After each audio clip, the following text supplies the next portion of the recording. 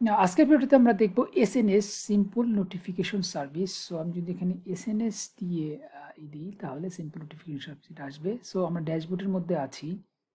So আমি যদি scroll করে নিচে যাই তো এসএনএসটা কীভাবে কাজ করে তবে দেখতে পারবো এখানে একটা পাবলিশার যে কিনা এসএনএসটা জেনারেট করবে, জেনারেট করার পর এটা এসএনএস এর কাছে আসবে।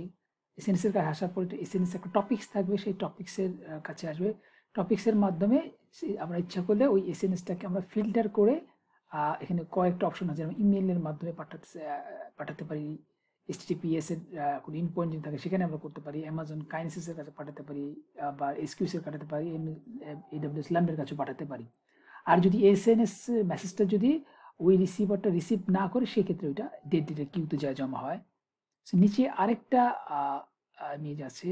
সো লাইক এখানে পাবলিশারটা এসএনএস এর কাছে রিকোয়েস্ট পাঠানোর পর সে ইচ্ছা করলে এসএনএসটা একটা এসএনএস টপিক্সের কাছে যাবে। টপিক্সে যাওয়ার পর ওই টপিক্সের আন্ডারে যেই সাবস্ক্রাইবারগুলি আছে তাদের কাছে সে ইমেলের মাধ্যমে পাঠাতে পারে, অথবা টেক্সটের মাধ্যমে পাঠাতে পারে, অথবা পুশ নোটিফিকেশনে পাঠাতে পারে, অথবা এই এসএনএস থেকে ডিরেক্ট একটা ইন্ডিভিজুয়াল একটা নির্দিষ্ট ইউজারের কাছেও সে ইমেল অথবা টেক্সটের মাধ্যমে পাঠাতে পারে।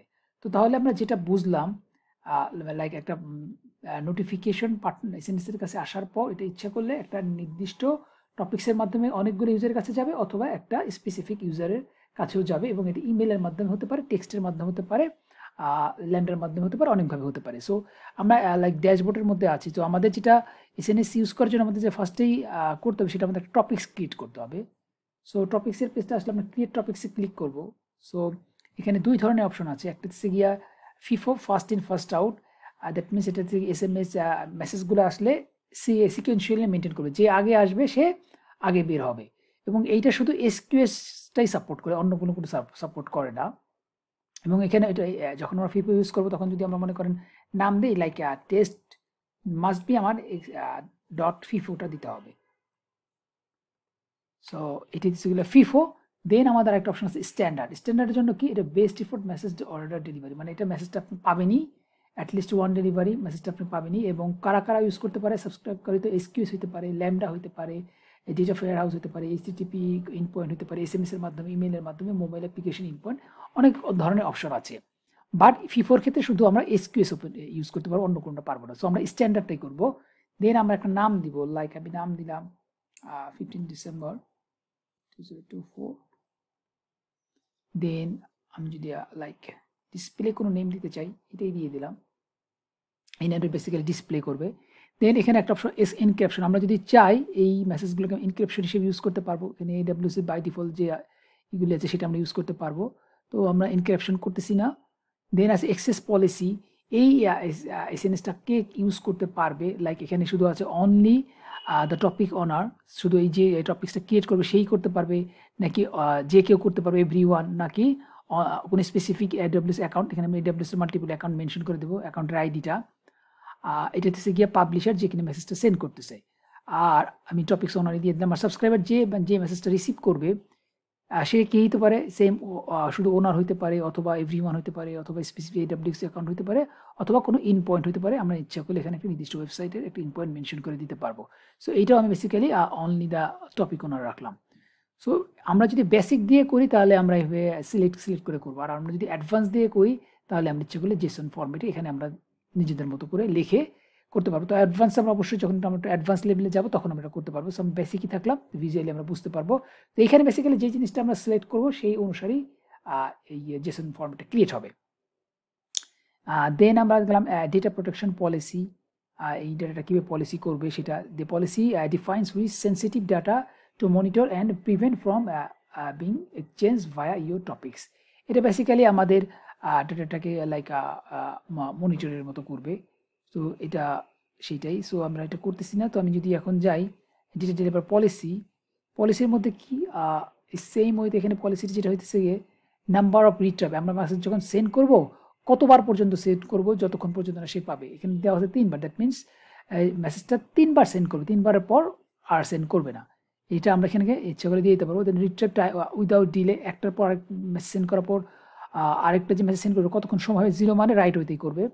মিনিমাম 20 সেকেন্ড আছে, ম্যাক্সিমাম 20 সেকেন্ড আছে, মিনিমাম কতক্ষণ হবে, ম্যাক্সিমাম কতক্ষণ হবে, এরকম আরও অনেকগুলো অপশন আছে। তো মেইনলি বেসিক্যালি এখানে আমাদের নাম্বার অফ রিট্রাই এবং রিট্রাই উইদাউট ডিলে, এই দুটো বেশি ইম্পর্টেন্ট। সো এটা এগেনস্টে আমাদের জেসন এটা ক্রিয়েট হবে।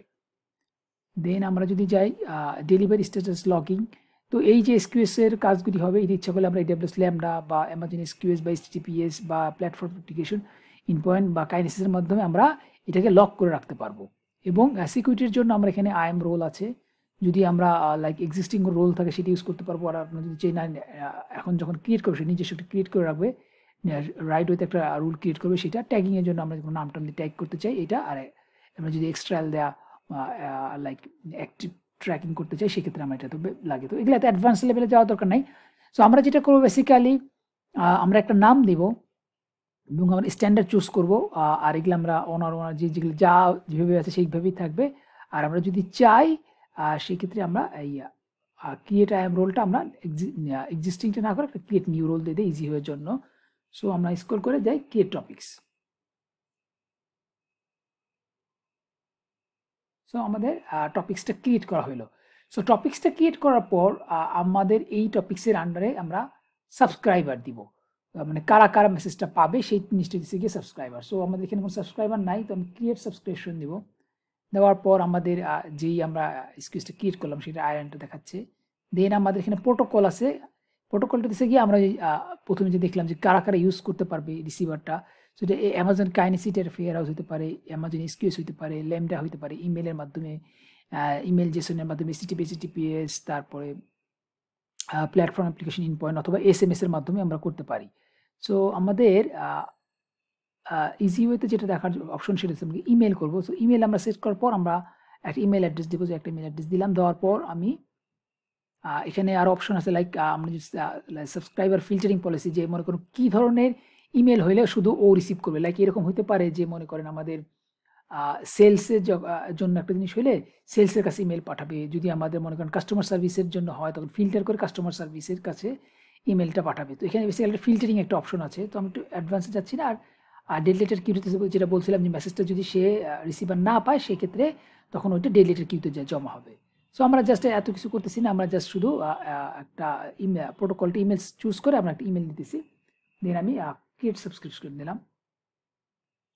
সাবস্ক্রিপশন দেওয়ার পর আমার সাবস্ক্রিপশনটা ক্রিয়েট হয়েছে, কিন্তু এর পেন্ডিং অবস্থায় থাকবে। দেখেন পেন্ডিং কনফার্মেশন আছে, তো এই পেন্ডিং। সো আমার বেসিক্যালি ইমেলের মধ্যে যে ওই জিনিসটা আমাকে কনফার্ম করতে হবে ততক্ষণ পর্যন্ত এটা পেন্ডিং দেখাবে। সো আমি ইমেলের মধ্যে যাই, যাওয়ার পর আমি এটা করি। তো ভিডিওটি একটু পজ। সো আমি ইমেলের মাধ্যমে আসছি। সো আমি ইমেলের ভিতরে যদি ঢুকি, দেখেন আমরা যে নামটা দিয়েছিলাম সেটাই আসছে। সো আমি এটার মধ্যে ঢুকি, ঢোকার পর আমার এখানে কনফার্ম সাবস্ক্রিপশন এর দিতে হবে। দেওয়ার পর আমাকে যখন এটা কনফার্ম হবে, দেন আমি যদি আমার ওই এসকিউএস মধ্যে যাই, তখন এখানে এখন পেন্ডিং কনফার্মেশনটা হয়ে যাবে কনফার্ম। সো আমি একটু রিফ্রেশ দিই, তো দেখেন আমাদের কনফার্ম দেখাচ্ছে। সো আমি যদি এখন কোনো মানে মেইল সেন্ড করতে চাই, লাইক পাবলিশ SMS দিলাম। সো মনে করেন আমি সাবজেক্ট দিলাম লাইক ঢাকা, আর আমাদের বডিতে আমি যাই দিলাম বাংলাদেশ। তো আমি যদি এখন মেসেজটা পাবলিশ করি, তাহলে আমার ইমেলের মধ্যে এটা আসছে, এখানে ছিল। সো আমি যদি যাই, দেখেন নতুন ঢাকা টপিক্স দিয়ে আসছে। সো ভিতরে এটা বাংলাদেশ আছে। সো এইভাবে তাহলে আমরা লাইক মেসেজটা সেন্ড করতে পারি। তো এটা গেলো বেসিক্যালি মেসেজ করার অপশন। এখানে আরেকটা অপশন আছে এখানে SMS। আমরা যদি কোনো মানে মোবাইলের SMS এর মাধ্যমে করতে চাই, সেই ক্ষেত্রে আমাদের যেটা ফার্স্টে করতে হবে, আমাদের আগে একটা ফোন নাম্বার অ্যাড করতে হবে। সো আমি এখানে অ্যাড ফোন নাম্বার দিয়ে আমি যেই কান্ট্রির হই, আমি যদি বাংলাদেশের হই সেই ক্ষেত্রে আমাদের 880 দিতে হবে। দেওয়ার পর আমি আমাদের মোবাইল নাম্বারটা এখানে দিব। দেওয়ার পর আমি এখানে ল্যাঙ্গুয়েজটা সিলেক্ট করব। দেওয়ার পর আমি যদি এখন অ্যাড ফোন নাম্বার দিই, দেন আমাকে একটা OTP আসবে। OTP আসার পর OTPটা আমি এখানে দিয়ে দিলে দেন আমাদের ফোন নাম্বারটা অ্যাড হয়ে যাবে। এবং এই পার SMS এর জন্য আমাদের অ্যারাউন্ড 25 সেন্টের মতো টাকা কাটবে। সো এই কারণে আমি এটা দেখাচ্ছি না। সো আমার অলরেডি এখন একটা ফোন নাম্বার অ্যাড করা আছে। তো ফোন নাম্বারটা যদি অ্যাড করা থাকে, সেই ক্ষেত্রে মনে করেন আমি চাইলে আমাদের যেখানে টপিক্সটা আমরা ক্রিয়েট করলাম এই সাবস্ক্রিপশনের এখানে, সো আমি যদি এখানে ক্রিয়েট সাবস্ক্রিপশন দিয়ে আমি করতে চাই, তো আমি যদি এখানে প্রোটোকলটা এসএমএস দেই, সেক্ষেত্রে আমার যদি ফোন নাম্বারটা এখানে অ্যাড করা থাকে তাইলে আমার একটা ফোন নাম্বার দেখাবে, আদারওয়াইজ আমাকে দেখাবেন। তো আমি যেখানে ফোন নাম্বারটা দিয়ে আমি সেম ওয়েতে মেসেজটা সেন্ড করি, তাহলে আমার মোবাইলে এসএমএস আসবে এবং এই এসএমএসটা আসার জন্য আমার 25 সেন্টের মতো প্রাইসিং কাটবে। সো এইটাই ছিল বেসিক্যালি এসএনএস। সো এসএনএসটা তাহলে যেটা আমরা বুঝলাম, সিম্পল নোটিফিকেশন সার্ভিস।